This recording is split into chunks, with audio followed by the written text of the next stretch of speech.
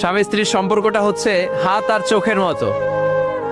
হাত ব্যথা পেলে চোখ দিয়ে পানি ঝরে, আবার চোখ দিয়ে পানি ঝরলে হাত সেই পানি মুছে দেয়, ঠিক কিনা? স্বামী আর স্ত্রীর সম্পর্কটা এরকম হবে, হাত আর চোখ। হাত কেটে গেলে চোখ দিয়ে পানি পড়ে, আবার চোখ দিয়ে পানি পড়লে হাতই ওই পানি মুছে দেয়। সম্পর্কটা এরকম থাকার দরকার আছে না নাই? আছে। আল্লাহ তাআলা স্বামী স্ত্রীর সম্পর্ককে কোরআনে পোশাকের সাথে তুলনা করেছেন। ড্রেস, কস্টিউম, পোশাক। আওয়াজ করে বলেন, কিসের সাথে তুলনা করেছেন?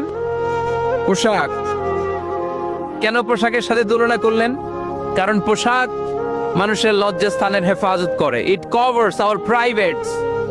পোশাক, ড্রেস এন্ড কস্টিউম, এটা আমাদের লজ্জাস্থানকে ঢেকে রাখে, আমাদের ঈমান বাঁচায়।